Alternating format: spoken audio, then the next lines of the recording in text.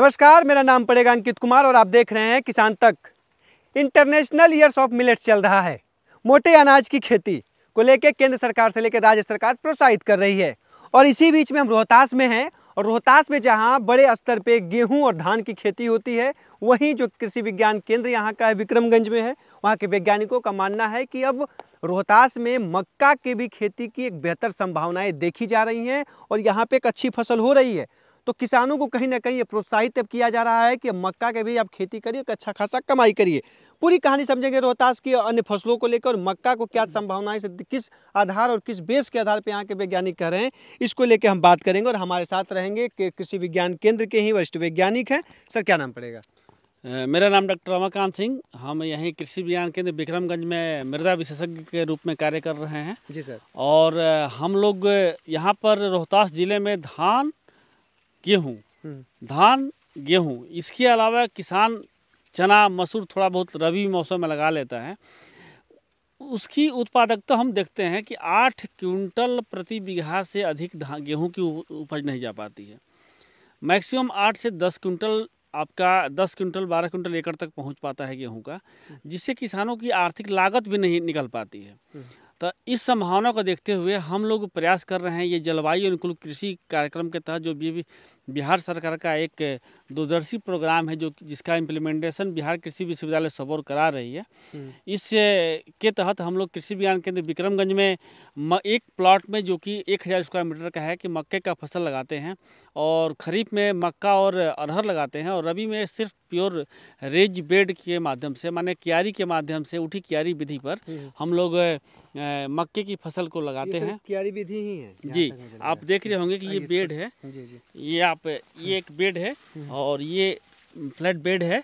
इस बेड पर एक साइड में इधर मक्का लगा हुआ है, एक साइड में इधर मक्का लगा हुआ है। दोनों के बीच की दूरी जो होता है 60 सेंटीमीटर होती है लाइन से लाइन, और पौधे से पौधे की दूरी 20 सेंटीमीटर रखा गया है। तो इस आधार पर लगभग 85,000 पौधे हमारे 1 एकड़ में आते हैं और इससे हमारी उत्पादकता जो है निश्चित रूप से बढ़ती है। तो आप देख रहे हैं कि इस रबी के मौसम में, जबकि हम लोग इसको नवंबर माह में लगाए थे 18 नवंबर को, और इसे लगाने के बाद अभी हमारे पास फसल अब हार्वेस्टिंग मतलब भुट्टा की अवस्था में पहुंच चुकी है। इसके बाद हम लोग दाने ले पाएंगे। जैसा कि हम लोग रीडिंग में पिछला सत्र का अनुमान लगाते हैं कि लगभग यहाँ पर 80 से 90 क्विंटल मक्के का दाना जो है 90 क्विंटल आपके पास प्रति हेक्टेयर की दर से हमको यील्ड मिलने की संभावना है। हालांकि इससे अधिक भी सीमांचल इलाके में तो 120 से 25 क्विंटल तक पहुंच जाती है। और ये भी हमको लगता है कि एक पायनियर की P3355 नामक वैरायटी है ये, और बहुत आप देख पा रहे हैं कि एक एक भुट्टे में, एक एक थन में 3-3 4-4 भुट्टे निकले हुए हैं और इससे हम अच्छा उत्पादन की संभावना लेते हैं। किसान भाइयों, इससे हमें आपसे कहना है कि अगर धान के बाद गेहूं लगाते हैं और गेहूं के जगह पर अपने कुछ एरिया में मक्के की फसल लगाएं और रबी के मौसम में लगाएं, गेहूं के बदले में लगाएं, और उसका थोड़ा सा प्रबंधन आप ठीक तरीके से कर लें। जितना मेहनत आप गेहूं में करते हैं उतना ही मेहनत आप मक्का में कर दें, तो निश्चित रूप से गेहूं से जो हम लोग 18 से 20 हज़ार रुपया प्रति एकड़ की दर से बचत कर पाते हैं, अगर सही तरीके से हम लोग खेती कर लेते हैं तो 40,000 रुपया प्रति एकड़ की दर से इस मक्के की फसल से आप बचत कर पाएंगे। और इसकी प्रचुर संभावना है, क्योंकि ये टेम्परेट क्रॉप की किसी मौसम में लगने वाली फसल है ये मक्के। तो इसको आप लोग लगाएं और इसका निश्चित रूप से भरपूर लाभ उठाएं। इसमें खेती करने में थोड़ा सा आपको सावधानी ये बरतनी है कि प्रयास करना है कि आप लास्ट अक्टूबर या नवंबर के प्रथम सप्ताह तक लगा दें। इससे क्या होता है कि जब हीट स्ट्रोक, इस समय जब आप फूल और फलन की अवस्था में है, जब गर्मी का प्रकोप बढ़ता है तो बढ़ने से जो इसका स्टेम होते, जो इसका परागण होते हैं, ये परागकण जो होते हैं, ये परागकण ख़त्म हो जाते हैं। चूँकि अगर आप नवंबर में लगाते हैं तो इसलिए थोड़ा सा यील्ड कम हो जाती है। अगर आप लास्ट अक्टूबर नवंबर तक लगा देते हैं तो उत्पादन अच्छा मिलता है। इसके बाद अगर आप लगाना हो तो सीधे जनवरी में आ जाइए। जनवरी में लगाने के बाद आप जून जुलाई तक भी पौधे को हार्वेस्ट कर पाएंगे। तो इस तरह से एक संभावना हमारी समझ से बनती है कि आप गेहूं के बदले में रबी के मौसम में मक्का लगाएं, 40,000 रुपया तक प्रति एकड़ की दर से आप बचत पाएँ। रोहतास में क्या संभावना है? जैसे रोहतास की आपने बात कहा सर, जैसे मेरी बात भी आपसे हो रही थी, कह रहे कि आप रोहतास में हम देख रहे हैं कि एक मक्का को लेके हम सोचते हैं किसानों को ट्रेंड करें, तो क्या देख रहे हैं कि रोहतास में किस चीज़ों की मक्का की कितनी % खेती होती है, क्या होता है यहाँ पे? रोहतास में अभी तो मक्का की मैक्सिमम खरीफ में लगभग 5 से 6% तक हो पाती है, और इसके बाद रबी में तो बिल्कुल ही नहीं होता है, और जायज़ में तो संभावना ही नहीं बनती है मक्का में। कुछ लोग अपने 10 कट्टे 5 कट्टे भुट्टे के लिए लोग लगाते हैं, उसको मार्केटिंग करते हैं, बेचते हैं, तो ये एक है। लेकिन इसको व्यापक तौर पर जैसे हम लोग धान की खेती कर रहे हैं खरीफ में, वैसे हम लोग अगर रबी में मक्के की खेती की शुरुआत कर दें तो निश्चित रूप से किसान हमारे आर्थिक रूप से संपन्न होंगे।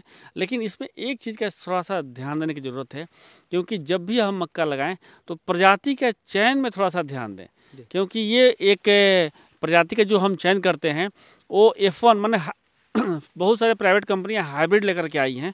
F1 जनरेशन की बीज हमको चाहिए, और आप अच्छी कंपनी का बीज लगाइए, या बिहार कृषि विश्वविद्यालय सबौर द्वारा अभी जो काम चल रहा है उसके द्वारा निकला हुआ उसको बीज लगाने का आप लोग प्रयास करें। तो हम तो यहाँ पर अभी पायनियर का 3355 लगाए हैं, और इसके अलावा में चीज़ें आप सर देख रहे होंगे, आप रोहतास या कैमूर 2 जिलों की मैं बात करूँ विशेष तौर से, तो किस बीज की सबसे बेहतर संभावनाएं हैं कि वहाँ की इस ज़मीन के लिए, यहाँ के जलवायु के लिए कौन सा बीज सबसे उपयुक्त? सबौर के द्वारा जो यूनिवर्सिटी है अपना भागलपुर कृषि विश्वविद्यालय, उसके द्वारा कौन सा ऐसा है जो यहाँ के जलवायु के लिए ऐसा कुछ है, या कोई भी बीज लगा सकते हैं? मक्का में तो अभी बिहार कृषि विश्वविद्यालय सबौर का काम चल रहा है, और बहुत सारे सोसाइटी, इसमें प्राइवेट कंपनियों का अहम रोल है, और लगभग 95% कवरेज प्राइवेट कंपनी ही कर पा रही हैं अभी तक, हम लोग देख पा रहे हैं। इसमें पायनियर है, या डेकॉल कंपनी है, या वायर है, इस सब कंपनियों का है हम लोग सीड ले करके, और उसका लगाने से पहले एक बार हम लोग और कृषि विज्ञान केंद्र के वैज्ञानिकों से एक बार बात कर लें, समझ लें, तो निश्चित रूप से कुछ न कुछ हद तक आपको सही जानकारी मिलेगी। संभावना ये है कि रोहतास और कैमूर, ये जो आसपास के कई जो 2-4 जिले हैं जिनका कहीं ना कहीं ज़मीन और चीज़ें एक जैसा ही है, सब कुछ है, तो वहाँ पे बेहतर संभावनाएं हैं। बेहतर संभावनाएं हैं, और ख़ास करके हम रबी की बात कर रहे हैं, खरीफ के और जायद की बात नहीं कर रहे हैं, रबी की हम बात कर रहे हैं। रबी के मौसम में, यानी कि जो हम लोग अक्टूबर नवंबर से लगाते हैं, उस फसल की बात कर रहे हैं कि जिसमें बहुत गर्मी पड़ जाती है पकते समय, और किसान खेत को ये मानकर चलिए कि उस गेहूं के अलावा कुछ लगाता ही नहीं है। तो इसलिए आप अगर इस स्थिति में मक्का लगाते हैं गेहूं की जगह पर, तो आप जितना गेहूं से पाते हैं उससे दुगना उत्पादन पा पाएंगे। आखिरी सवाल ये है सर कि मक्का की बातें कर, जैसे जलवायु चेंज हुआ, फरवरी में अचानक तापमान बढ़ा, अभी अचानक बारिश हुआ, तो वैसी स्थितियों में मक्का के फसल पे क्या असर पड़ता है?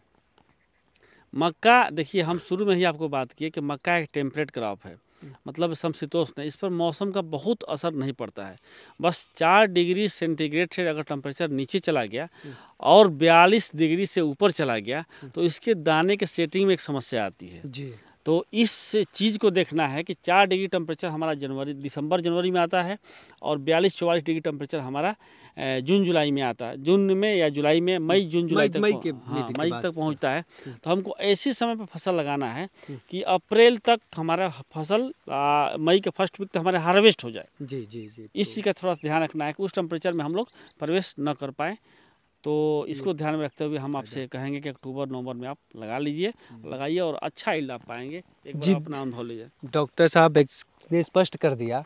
सबसे बड़ी बात यही है कि आज किसान परेशान है। बारिश बेमौसम हुई बारिश ने किसानों की चिंता बढ़ा दी है गेहूं को लेके, साथ ही साथ जिस तरह से तापमान फरवरी में अचानक बढ़ा, उसके बाद गेहूं के पे फसल पे असर पड़ा। लेकिन अगर आप मक्का की खेती करते हैं तो शायद वो जो असर दिखा फसलों पे शायद उस मक्के पे नहीं दिखा होता।